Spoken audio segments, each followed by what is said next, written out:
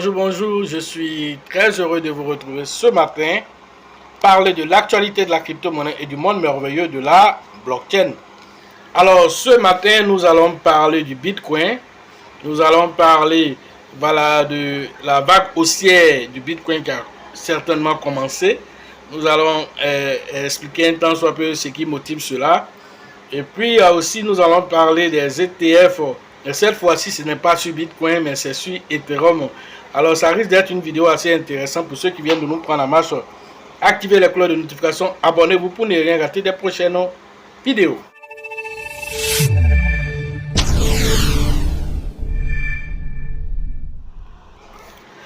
Alors, le Bitcoin, voilà, à l'heure de cette publication, voilà, il oscille entre 49 et 50 000 dollars parce qu'il allait toucher les 50 000 dollars. Après, il a fait une correction à 49 000.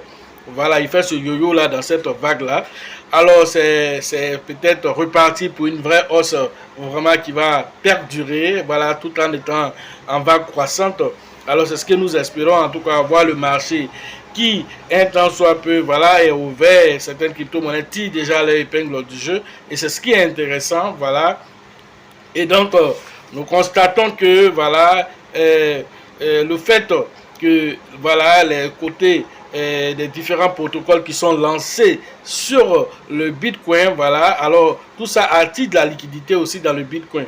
Alors, notons que, voilà, le protocole BRC20, dont nous avons fait plusieurs vidéos ici dessus, alors, ce protocole-là, et puis aussi avec les NFT aussi, tout ça aussi attire de la grande liquidité actuellement, voilà, sur le Bitcoin principalement, on va dire. Alors, notons que depuis novembre 2023, plus de 200 millions, voilà, ont migré carrément vers le Bitcoin grâce aux différents protocoles qui ont été lancés sur la blockchain Bitcoin grâce au protocole BRC20.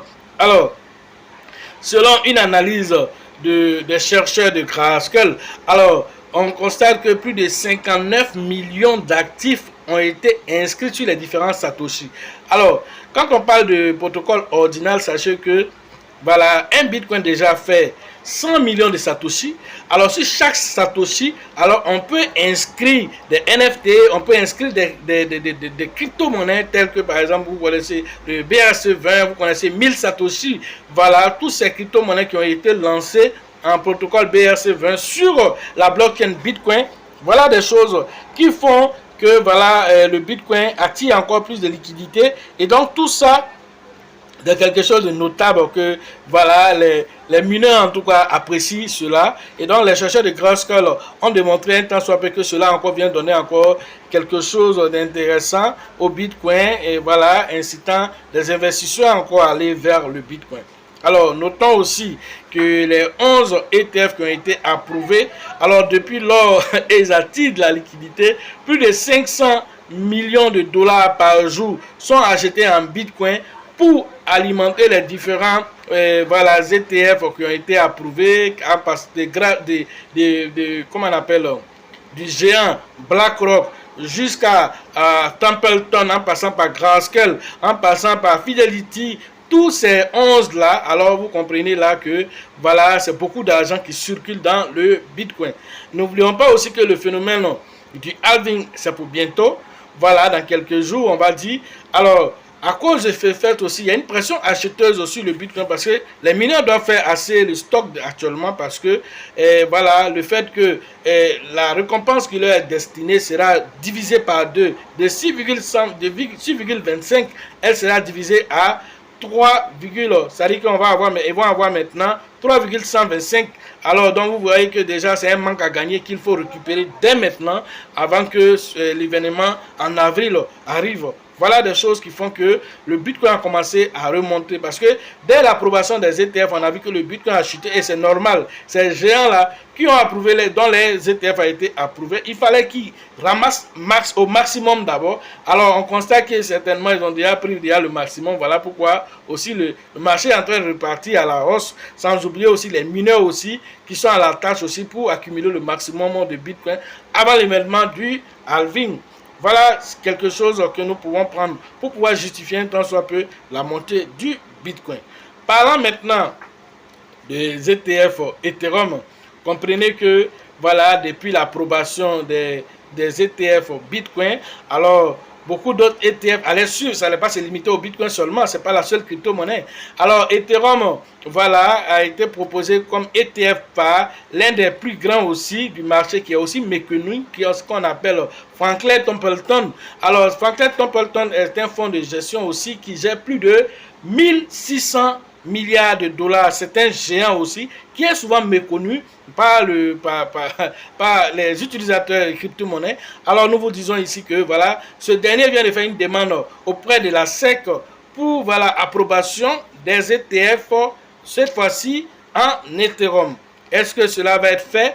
Alors, est-ce que le protocole qui a validé le Bitcoin, c'est le même protocole voilà, d'analyse qui va valider les Ethereum? Est-ce que le Bitcoin et les Ethereum sont dans la même catégorie? Alors, tout ça, ce sont des questions qui vont être étudiées. Et donc, voilà, la SEC va devoir se prononcer aussi sur les ETF Ethereum.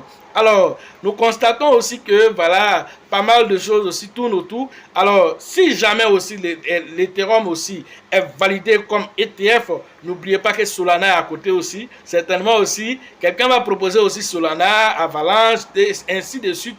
Pas mal d'autres crypto-monnaies aussi vont être validées aussi dès que pour Ethereum est validé. Alors, n'oubliez pas que le prochain de la liste, alors peut être soit Ethereum aussi, ça peut être aussi XRP. Dès que Ethereum est validé, alors le XRP aussi est en liste aussi, il est bien positionné pour même dépasser même voilà, Solana. Le XRP est en bonne position pour aussi recevoir aussi une approbation. Alors certainement aussi, voilà, parmi les 11, voilà, certains peut-être vont pouvoir proposer le XRP comme voilà ETF XRP, voilà, c'est des choses qui peuvent arriver.